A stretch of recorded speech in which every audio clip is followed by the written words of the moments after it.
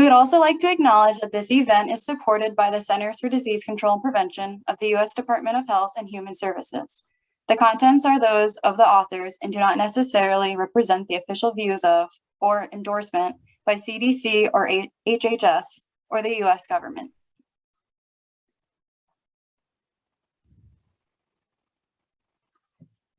To begin, we'd like to provide a brief background, on our organization, the National Council of Urban Indian Health. NCUIH is a national nonprofit organization devoted to support and development of quality, accessible, and culturally competent health and public health services for American Indian and Alaska Natives living in urban areas. NCUIH is the only national representative of the 41 Title V urban Indian organizations under the IHS and the IHCIA. NCUIH strives to improve the health of over 70% of the American Indian and Alaska Native populations that live in urban areas, supported by quality and accessible healthcare centers. And now we would like to show a brief video on urban Indian organizations. When you think of American Indians and Alaska Natives, do you picture this? Over 70% of American Indians and Alaska Natives live in cities or suburbs. Starting in the 19th century, federal Indian boarding schools governed by the doctrine, kill the Indian, save the man, took children away from their tribes and families, and the relocation era in the 1950s forced American Indians off reservations. Wait, so most American Indians and Alaska Natives live in cities? Do they all have the same culture and religion? Actually, there are 574 unique federally recognized tribal nations around the country, and many other organized groups, tribes, and bands centered in both rural and urban areas. And with more Native Americans living in cities than ever, urban Indians continue to celebrate their cultures and traditions. To learn more about how urban Indians are staying resilient and what you can do to get involved, follow the National Council of Urban Indian Health on social media.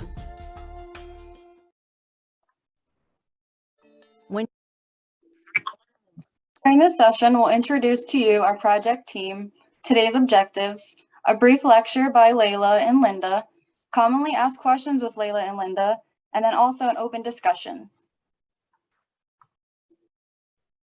To begin, we'd like to give an introduction to our NCUIH project team. So first we have Andrew Calloway, Director of Research and Public Health Programs, Yvonne Ito, Public Health Program Manager, Melissa Watson, Public Health Project Coordinator, and Lamar Weaver, Communications Associate. And next, we would like to introduce our NCUIH subject matter expert, Layla Lanier. She's a mother of 6 wonderful daughters of Creek and Cherokee lineage and 6 perfect grandbabies, 2 of which are Navajo descent. Next slide. And then also we'd like to introduce Linda Zambrano. She is the Executive Director of the National Tribal Emergency Management Council. Next, we'd like to move into why we're all here in the first place. The Messengers in Health series focuses on vaccine equity for our UIOs. Today's session will be focusing more specifically on vaccination myths versus facts. So today we'll accomplish the following: identify and review vaccine myths versus facts, share strategies to help with misinformation and disinformation that can assist in overcoming vaccine hesitancy, share vaccine infographics for providers and clinics, and facilitate discussion between healthcare providers and healthcare workers on vaccine myths versus facts. And now I'd like to pass the presentation over to Layla to discuss misinformation and disinformation. Hey everybody, it's great to be here with you today, and I hope we can accomplish a lot today as far as dialogue and how we talk to people about COVID, how we process what they're saying, and also share very knowledgeable and relevant information. One of the biggest problems since the very beginning of COVID, and probably just the beginning of communication anyway, but especially with COVID, is misinformation and disinformation. To get to the bare basics, misinformation is false information shared by people who do not intend to mislead. Perhaps they heard it from a friend who heard it from a friend, and they might trust that friend, but that friend may not be the right person to get that information to and share that information. And that information may have come from Facebook or a social media site, or, just word of mouth. Disinformation, it's false information that's deliberately created and shared with malicious intent. I'm sure we can all point out times during the last 2 years where disinformation has come from high sources in parts of our government, in parts of our community, that were just put out there, and people believed it because it came from an authority figure. But that authority figure, we have to ask questions. We have to ask good questions. Is that the person we need to be listening to? Do they have a scientific degree? Are they listening to scientists, period? Did that person get their degree from Facebook, as Linda likes to point out? We talk about that a lot. Where are these people getting their degrees? Oh my goodness. However, both types can affect vaccine confidence and uptake. Some common misinformation and disinformation topics that have been shared are vaccine development, and we went over that in a recent conversation. Just trying to get the information out there correctly. How were the vaccines developed so quickly? Why were they, put on the market so quickly when others have to go through years and years of development and study? Are they safe? Are they effective? And even the denial of COVID-19 altogether. These are very serious topics. I haven't met one person that hasn't asked some form of that last paragraph in some way, shape, or form. Even my grandchildren, they have questions, and they're very young, but they go to school and they hear this information. They hear it from their teachers. Kids absorb a whole lot more than we give them credit for. And as adults, as professionals, we need to have the information to give them, and it has to come from reliable and credible sources. Linda, I'll tag you. Thank you, Leila. I'll wait for the next slide to come up.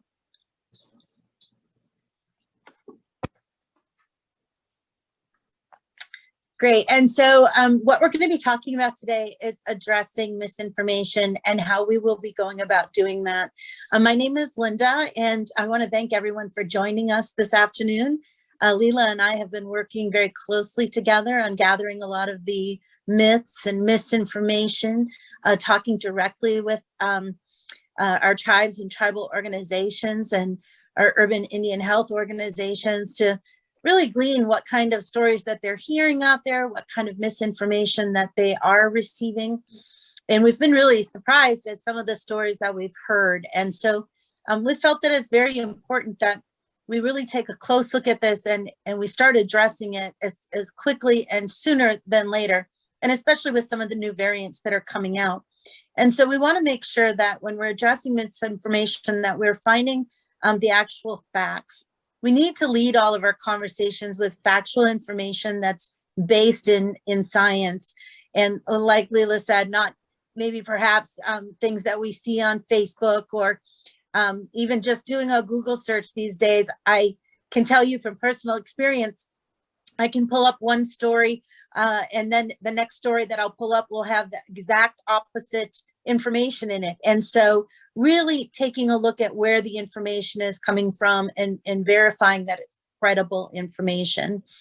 We need to start addressing it with people, warning them that there is a lot of misinformation and misleading information that is being produced, and some of it unintentionally, some of it intentionally. And so we want to be able to provide the most accurate information for people, give them verifiable and reliable resources to be able to verify their information at, and provide alternative correct information.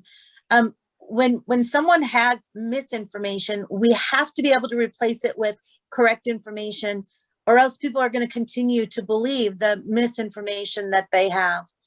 And so again, in this forum today, as well as some of the podcasts that Leila and I have been producing for NCUIH, we hope to be able to address some of the myths, the misinformation, both intentional and unintentional, and be able to bring more factual information forward. And so with that, Leela, I'll turn the next slide back over to you. Thank you, Linda. I have a little checklist here, and it's a perfect setup for how to almost triage the information that you're getting and how to give back good information. It's a misinformation checklist. And as you can see over left, it's from the Office of the Surgeon General. So this is a rampant problem. This isn't just a problem we're seeing within our urban Indian health organizations, not just my small community down here where the education level is not even, high school level. This is nationwide, and I would be willing to say worldwide. Misinformation is probably the most information that's out there. All right, so start off with, did you check with the CDC or your local public health department to see whether there's any information about the claim that's being made? And you could take any part of this whole COVID, is there COVID in my community? Has anybody died of COVID? Now we have a new variant. Has anybody died of this new COVID variant? Where is the new COVID variant? How many people have it? What kind of signs and symptoms are they having with the new coronavirus, Omicron coronavirus variant? I apologize for that. And but you can find that information at credible websites, CDC, the WHO, your local health department. Oftentimes, that's the last place people will go for information.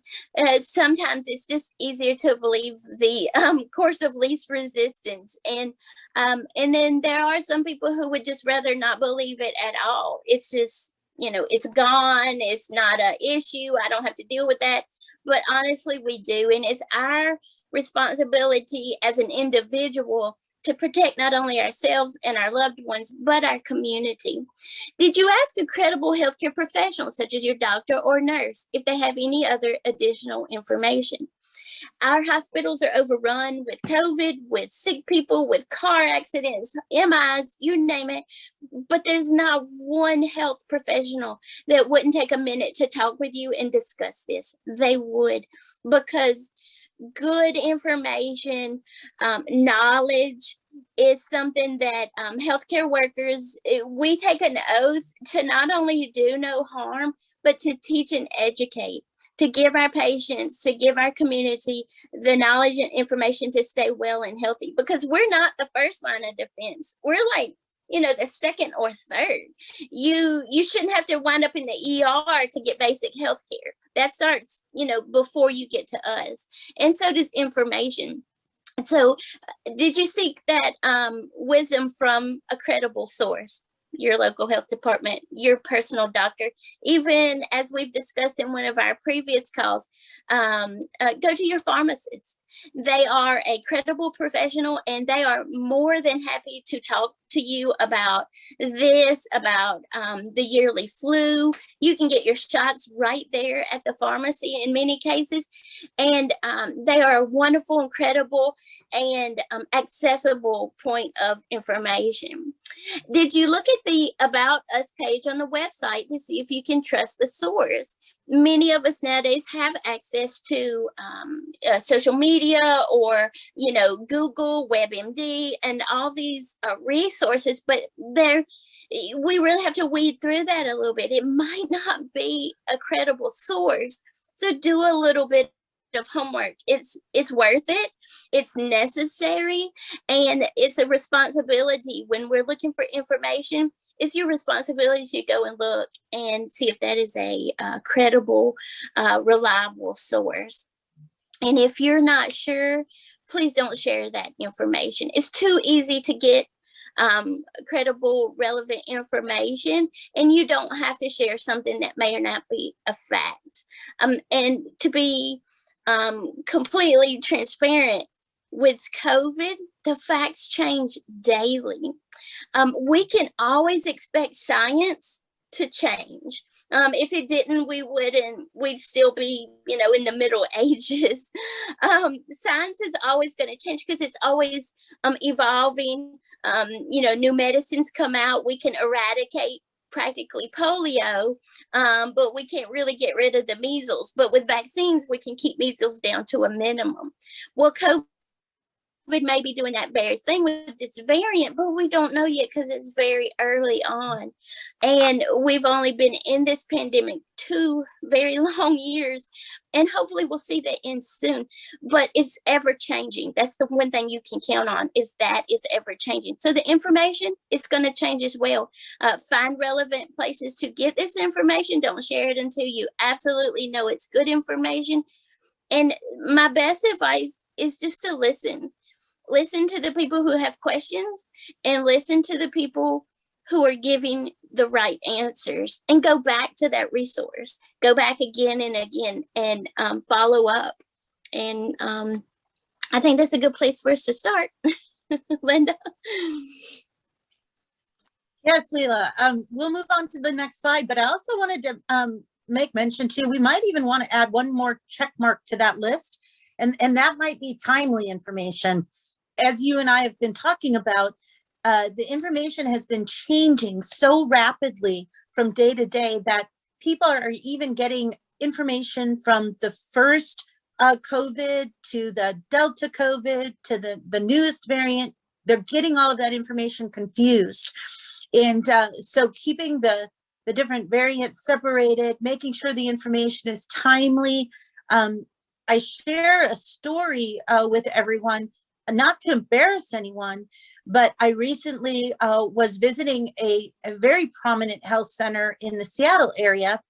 And when the doctor left the room, she closed the door behind her, and I saw a flyer on the back of the door, and it was from the CDC. And so I felt it was very credible information. And out of curiosity, I just got up and walked over and started reading the flyer. And it was information from the very first month that we heard news of COVID. And there was information there that said that it was from China, and that the US was at very low risk of being infected by COVID. And as I was reading through, I was like, wow, when was this written? Because it's so outdated. And then I noticed that it was from that first month when COVID first was announced. And so making sure the information is timely is also, I think, very important. And we may consider adding that as a check mark to our checklist as well. So addressing the COVID-19 vaccine misinformation, like Leila was saying, we want to listen and analyze misinformation that is circulating. We want to engage with and listen to the community. We want to share accurate, clear, and easily accessible information, and collaborate with trusted messengers.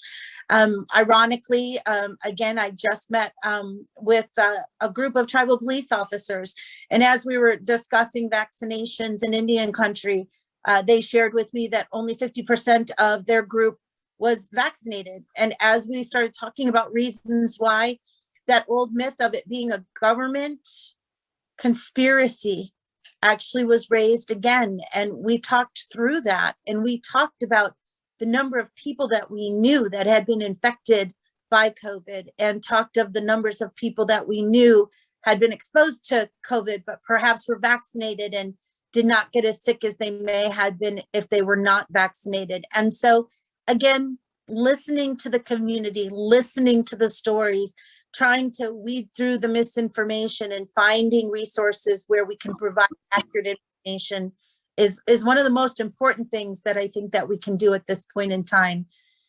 We've certainly talked a great deal about not only vaccinations, but in my travels, just recently, and within the last 2 months, I've traveled from Seattle to Minnesota and back twice.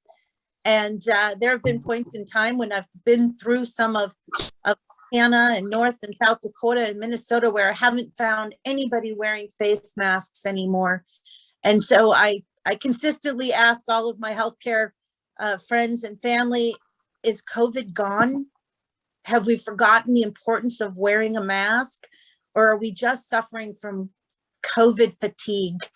And so again, we hope that everybody will enjoy our webinar today, and that we can continue to raise awareness to the ongoing misinformation and misleading comments that are made in the communities that are preventing us from being able to get a handle on this COVID for once and for all. Thank you, Leila. I'll send it back over to you.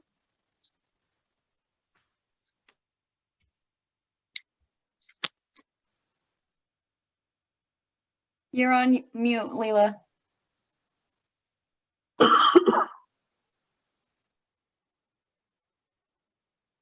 Can you hear me now? Yes, ma'am.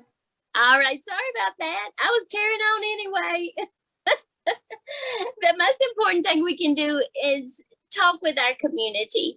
If we are accessible as professionals in a healthcare setting, then they feel comfortable talking to us. We can give them that information, and that good information will resonate and go home with them. And, you know, that goes to their neighbor.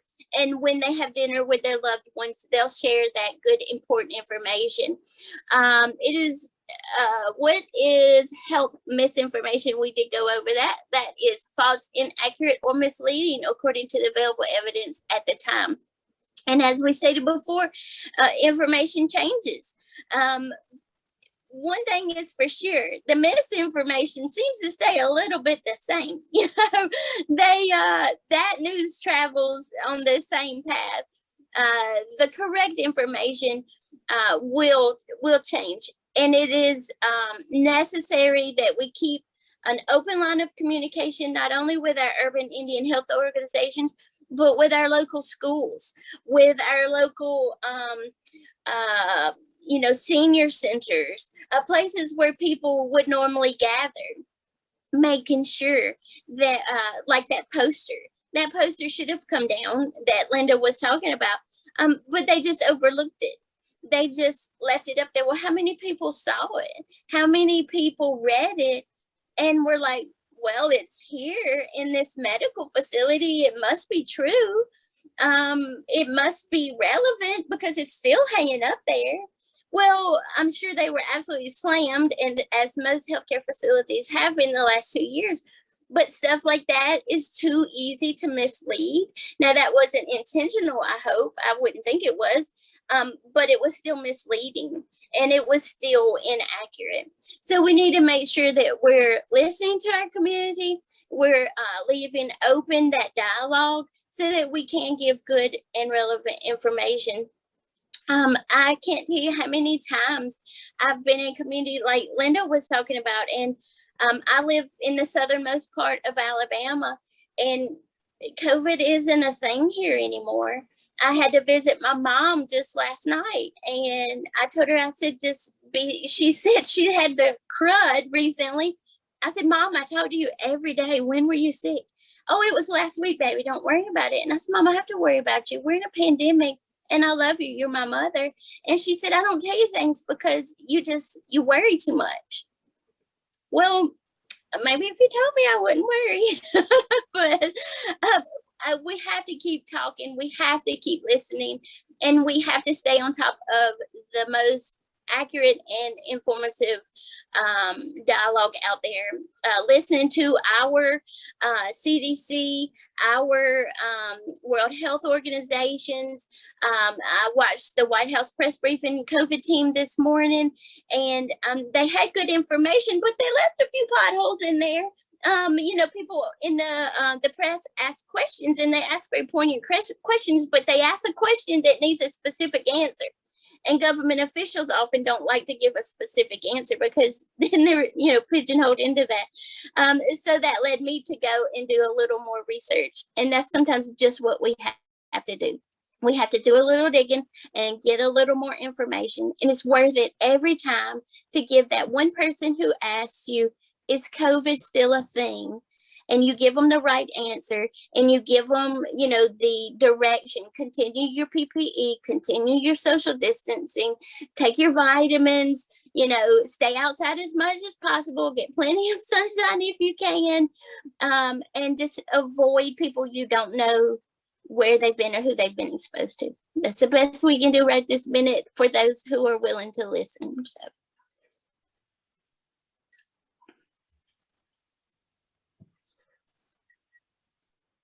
And we also want to monitor misinformation that's happening via our social media. It's absolutely horrendous, the amount of misinformation that is shared through all of our social media platforms, whether that's Facebook or it's Twitter or it's Instagram. There's so many different places that people get information from these days. And that's why Leila and I have been joking back and forth about people that have been getting their degrees on Facebook because of the amount of information that is shared there. And when people read it, they absolutely believe it to be the gospel truth. And then they not only share it, they're liking it, and they're sending it to their friends, and they're repeating it to their families. And so we really want to be monitoring for misinformation in our social media platforms, so that we can make sure that we're continuing to share accurate information. The other thing that we can certainly do is we can reach out to trusted partners, and we can make sure that our trusted partners are getting information out and become social media influencers in the way that we're sharing accurate information.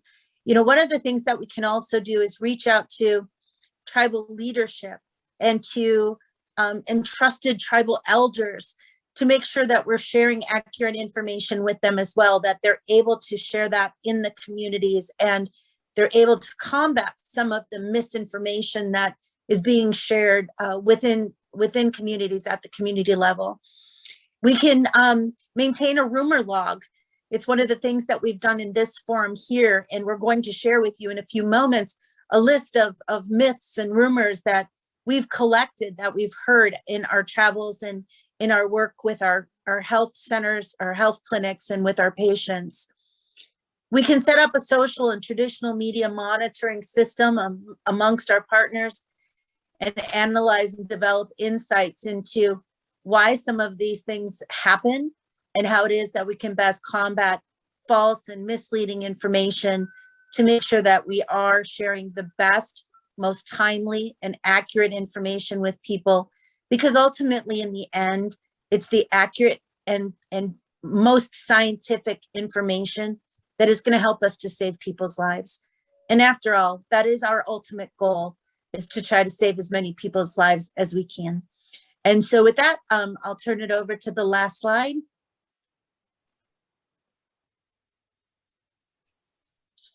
Thank you, Leila.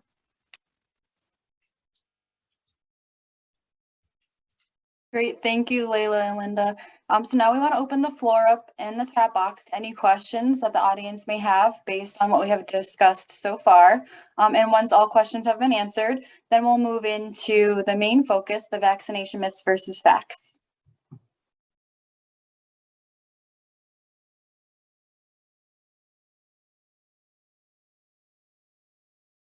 Okay, I'm not seeing any questions at this moment, so we could proceed.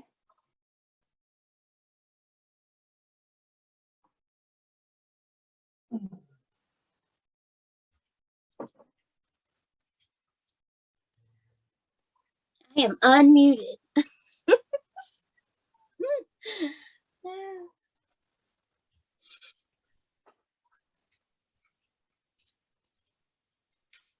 Tiffany, would you like me to start with one of the myths and facts? Yes, sorry, I had a little bit of a lag. The floor is yours. All right. Linda and I collaborated with Tiffany and Melissa and probably everybody on here, and I just don't know everybody, but we try to really rack our brain, and some of the things that people are coming up with, they may sound absurd, or they may sound like, you know, why are these people so disengaged from reality? But in truth, reality is our perspective. It's how we see it. So, you know, I mentioned earlier, I live here in the southernmost part of Alabama. The water is literally right across the driveway, the Gulf of Mexico. And COVID is essentially not a thing here. They don't worry about it. They don't think about it. They're not planning for it. There's no social distancing. There's no mask anywhere. So I don't feel comfortable going to restaurants. I don't feel comfortable going to the store. I wear an N95 everywhere I go. And I avoid seeing most of my family unless it's in a outside setting. And it's been that way for almost 2 years. And I heard something earlier that a doctor was talking about, and he was talking about free flowing anxiety. And perhaps we're all dealing with it more than we really even know. We can't pinpoint why we're having anxiety about this, but it's just rampant and palpable. We know there's something terrible going on, and I don't know anyone that hasn't lost someone in the last 2 years to COVID. So I think we're all feeling that fatigue Linda mentioned and anxiety. One of the myths and facts that we came up with was that fetal cell lines are used in the COVID-19 vaccines. We kind of touched on this on a different video at one point, and I believe in one of Linda and I's podcasts, we mentioned it as well. But the development of vaccines are complex, as you can imagine, but the science behind it has grown over the years to where it's not as complex as, starting from scratch. And starting from scratch, back eons ago, there were embryo cells that were used to create the very first parts of vaccines, because through the trials of vaccines, they test them on rats and monkeys and pigs and things like that. And things most people don't even want to think about. But you would never take something that you're just experimenting with and use it on human beings or, an adult, a child, a baby. But when there's a miscarriage or they do refer to miscarriages in the medical field as abortions because they're an aborted pregnancy, they're able to use some of those embryo cells that come from the placenta, so not the baby, and they're able to experiment the vaccines on those cells. Well, eons ago, there were cells that were collected, and over time, they've cloned those cells from way back. So the clones that are now being used are like 50 years old or 60 years old. I can't remember exact dates, but so that's the cells that are being used on the experimentation side of the vaccine. They are in absolutely no way in the vaccine themselves. And that's the great myth backed up with facts. But is anybody asking, hey, do you know how vaccines are made? And will they stand there long enough to hear my spiel about, embryo cells from 1967? No, they're not, most likely not going to do that. But hopefully they trust me enough, my friends, my colleagues, or people in my community that know me, because I am from a small town and most people do know me here. But hopefully they trust me enough to know that what I'm talking about is accurate. And I can give them that and just to have a basic know that it's not how they're made. There's scientific experiments used on human cells, but never human cells in a vaccine. That would defeat the purpose, and it's not necessary. So, it's a lot of information, but there's a lot more misinformation. And honestly, it's easier to believe the misinformation than the go through the work and the education process of finding out the truth and the fact behind the myth. So that's myth number 1. Linda, I'm tagging you for number 2. Okay. I don't see the list though. I don't have the list on the slide. I'll tell it to you. Yeah. What and I'll pull up our list that we created. Yeah, it's digital thermometers are 100% effective in detecting COVID-19 patients. Oh my. Well, that is anything 100% positive, that was a pretty easy one to spell, because I have a number of thermometers, digital thermometers around here that have faulty batteries. They're not working correctly. Yeah, and I've also heard that the temperature reading that people have been told varies from person to person, whether it's you're running a slight fever for a long period of time, or you've got a very high fever, you must have COVID. So I think we can dispel that myth relatively quickly and easily. Yeah, and it depends on where you take your temperature at on your body. You can take your temperature in your ear, your forehead, under your arm, under your knee. I mean, in babies, you take a rectal thermometer in your mouth. You know, there's all these different places, and you have to add and subtract, and there's, you know, all the algebra you got to do with taking your temperature.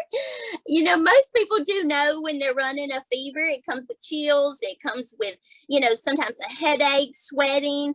So if you're experiencing those signs and symptoms, you know, you can pretty much say, okay, I started having these signs and symptoms on this day. Even if you can't report to your doctor, I ran a 104.6 for 3 days.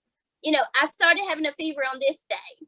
And very seldom does a nurse or doctor say, well, do you know the exact temperature? Because I, for a fact, do not have a working thermometer around here that's digital. And so you'd have to, you know, check it in the air, the old mercury thermometers. But pay attention to signs and symptoms. Don't, you know, as a nurse, we're taught never treat the machine, treat the patient. Because I can come in a room and your machine looks like your blood pressure is off the chart, but you're sitting there on the phone mad at somebody on the phone because, you know, they wrecked the car while you're in the hospital already worried about this. Well, your blood pressure's up because you're on the phone talking to somebody just wrecked your car. So don't put all your eggs in the thermometer basket. Just pay attention to your signs and symptoms. Take a little notepad if you have to, and tell your members of your facility this. You know, hey, okay, you don't have a thermometer, and you know, maybe I don't have any in the storage room to give you right now. If you feel like you're running a fever, I'm going to take your word for it. I'm going to take your word for it. Come and get a test. Come in and get a test, and we'll go from there. And Leila, I think that I have the list in front of me now. I think that everything that we just talked about in regards to the thermometer actually leads into the third myth very well, because not only does a high, you know, when we're looking at the temperature of a person, could potentially be the indicator for COVID, it doesn't necessarily mean that it's COVID either. But vice versa, you and I had a very interesting conversation recently about false positives when it comes to testing. And so I'll turn it back over to you to talk a little bit about false positives when people have their COVID test done. That's right. We're still learning so much about COVID, how it affects our body, how the COVID tests are given, how the vaccines are given. Now there's great evidence that if they're not aspirating, which is pulling back on the syringe as they give the COVID vaccine and then injecting the vaccine, that's to ensure that it's in the muscle, not a vein, that it's less accurate, less effective. So say you get a COVID test and they didn't actually go up into the sinus membrane right there and get up to it, where there's different, inside your nose, there's different kinds of cells. But the further up you go, there's even more different kind of cells. And that's the ones that need to be on the swab. So a month ago or so, I wasn't feeling well. I lost my sense of taste. I couldn't even tell temperature from my coffee. I thought my coffee was cold. It was not. I went to the doctor and they did the little drive-through. And the lady, she knows me. And I just stuck my head out the door. I pulled down my mask. She did the test. She went right here inside my nares. And I looked at her and I said, that wasn't an accurate test. Oh, no, this is how we do them. I said, well, you're doing them inaccurate. My daughter's got on to me for being all nursey with her. And I said, listen, she's a professional. She should know how to give this test. And she didn't do it right. And it came back negative. So I did the PCR test, which is the one you send off. That's supposed to be more accurate, but it's only 34% accuracy rate. So that's really not accurate if you're like, trying to win $1 million and hit a bullseye and you're only 34% accurate, you're not going to get $1 million. I'd rather go for a little more accuracy if it's me, but I'd waste $1 million anyway. But so when I called the doctor back for the PCR test, he's like, well, it's inaccurate too. I mean, it's negative too. And I said, well, it doesn't surprise me. She only swabbed my nares. And he was furious. And I said, well, she said that's how she was trained to do it. He said, it's not, I assure you. I said, well, I'm telling you, then all her tests are wrong, because you're not going to get an accurate test if the test is not performed accurately. So when you get a positive on your test, you have to assume that is a positive for the sake of the people, the person who got a positive test is working with, who they go home to. Maybe grandma and grandpa and grandbabies don't live with the person that got the positive test, but she takes dinner every night to grandma and grandpa. Well, if it is a true positive, and we're going to err on the side of caution always with a pandemic, with a viral disease that is a killer, and we have 800,000 people now dead in the United States, so it is a killer. We're going to tell that person, you had a positive. We don't know if it's a false positive or not. We're going to assume it's a positive. Just yesterday, the entire Cornell University had to close down because they had over 900 positive cases. Now, sure, some of them might have been a false positive, but not on 900. So they had to close down the entire campus to err on the side of caution, because if we're never going to get control of this if we pretend like false positives are negatives. And in the same token, we could have false negatives, just like mine. I had no sense of taste for 2 weeks. I had a cough, I had the runny nose and all that. And I work from home 100% of the time, and I avoid people literally like the plague. Because these people are, the people I'm surrounded with just have buried their head in the sand. They do not want to admit this is still a thing. They have game night right out here in the pavilion all the time. They're having a big Christmas party Saturday. Leela, are you coming? Nope. Love you, mean it. I'll catch you on Facebook, but I am not coming. I am not coming. No, love you, mean it. I'm donating craft supplies because I have extra, but I do not. I adore my family. I just worship the ground my daughter and grandchildren walk on, and I want to be here for them. And I want to travel. I'm mad. I'm mad that these people will not pretend like there's still something going on. And, Canada is talking about closing their borders again. I watched the Prime Minister on there earlier. Isn't he a prime minister? I think that's what he is. And he was talking about, that's their next step to protect his country. They're going to close down the borders. It's what they have to do. But here in the United States, he probably feels like I do with my neighbors. Nobody wants to admit there's a thing, and there's a big thing. So all that to say, false positives are positives until we can prove differently. The country of Australia, they don't play around. They have what's called was it Howard's Island or something like that? It's an entire community, and it's a COVID community. It's gated. They've got people, armed military outside the gates. If you get a positive and you don't go home in quarantine, they put you there for 14 days. And that's how serious they're taking it. I'm not saying we need to do that, but we need to be individually responsible so that we can continue our way of life, and so that businesses can stay open, so that our peace of mind returns eventually. But it's not going to, as long as we're calling false positives false and, ignoring signs and symptoms that are with a negative test. I completely believe I had some touch of COVID. I don't ever get sick. And I've never lost my sense of taste until that time. So, sorry, I run on. Y'all need to do this and stop me at some point.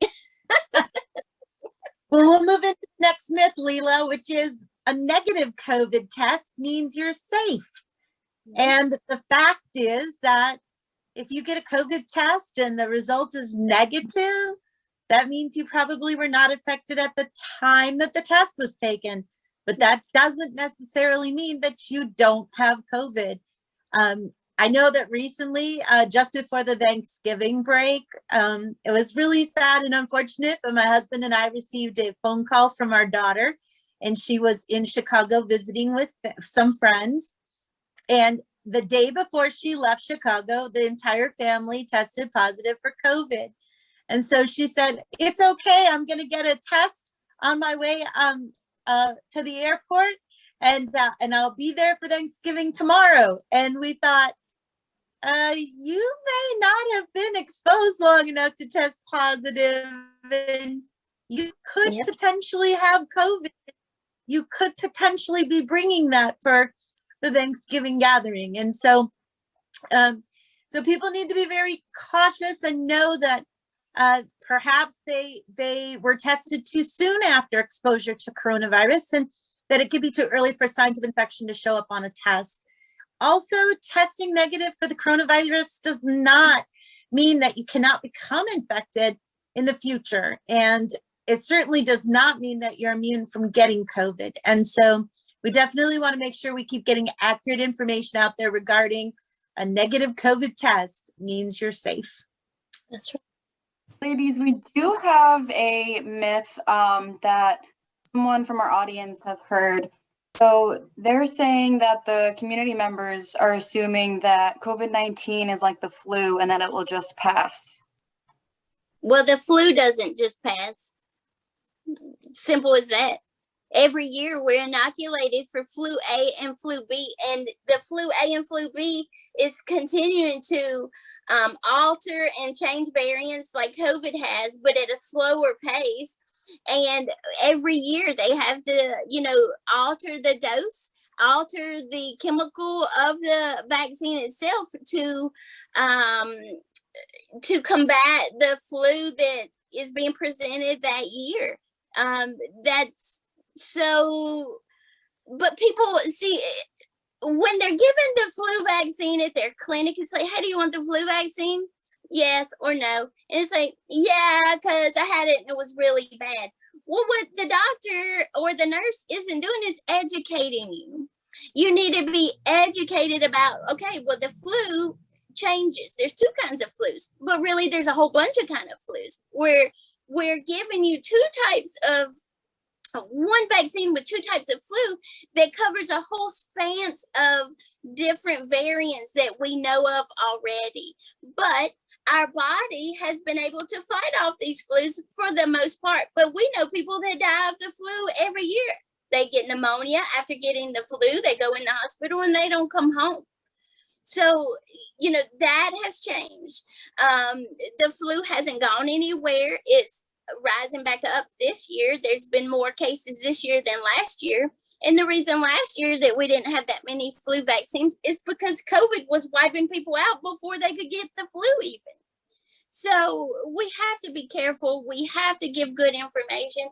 And that question is very relevant and very necessary to be asked and shared, because we're in the height of flu season, and you can get the flu now and get COVID, and then you're just in a world of trouble. So get your flu vaccine, get your COVID vaccine, and get your pneumonia vaccine. Get every one of them that you need this year, and we can just hope and pray that our immune systems will catch up and we'll be all right. Thank you, Layla.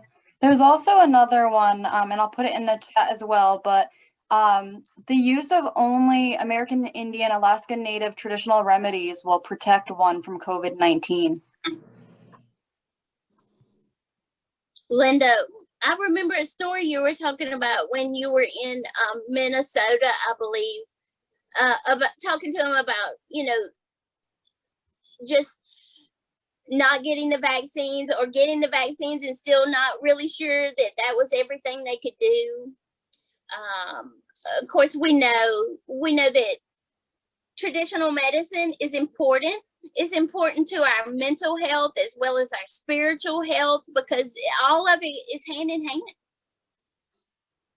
Well, I think that this question or this particular comment goes directly also to, and I'll use an example with a lot of our people here in the Pacific Northwest. There have been a lot of people that have relied on the elderberry to prevent them from getting COVID. And yet we've still had people that are utilizing the elderberry that have actually acquired the COVID virus. And so I think that any of our traditional medicines are definitely worth pursuing. And I think that there's a lot of science behind how they will boost the immune system and they can help keep us healthier, but they're not a guarantee against COVID, just like the vaccines are not a guarantee that we will not get COVID. I think that going back to the last comment about, well, the flu goes away, I think that kind of plays into the early onset of COVID, when the scientists did not know very much about COVID and they tied it to the flu season. And they thought, okay, we're going to be in store for a lot of this COVID during the flu season, but maybe perhaps at the end of flu season, the COVID season will go away with the flu season.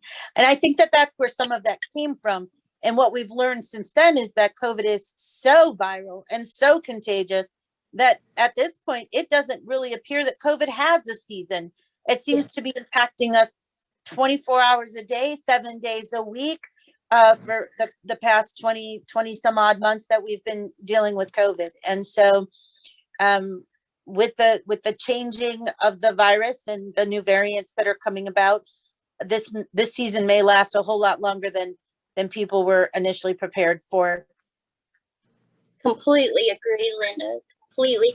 And I myself do take elderberry and vitamin D and vitamin C and B12. I take all my vitamins because I know in my diet, the food I intake might not have all the vitamins I need for that particular day. And then who knows what you're exposed to just randomly, or what deficiencies we may have because, I'm not getting a blood draw for vitamins, and check my cholesterol and all that weekly. So the responsibility is ours to do the best we can to take care of ourselves, stay hydrated, wear a mask, social distance, and be aware of, who's around us and what we're exposed to. And I'm all for traditional medicine. I really am. Acupressure, acupuncture, chiropractor, that's, Chinese medicine that's proven to work and make our bodies run better and healthier. Those things are all wonderful, but get your vaccine, get your flu vaccine, stay in contact with your family and encourage them to do the same. We know it's safe and effective. And right now it's our only weapon against this pandemic, and it's our only chance to get out of it in a reasonable amount of time. Thanks, Layla. And then we have one more before we'll have to conclude for the hour.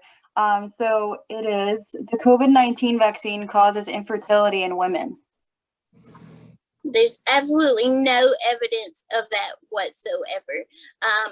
The studies have been done now for a year because, Linda, weren't you telling me the other day that we just hit our year anniversary of the vaccine? I think we were talking about that. And so there's been a year's worth of study of, pregnant women that have gotten the vaccine. We just started doing, younger people.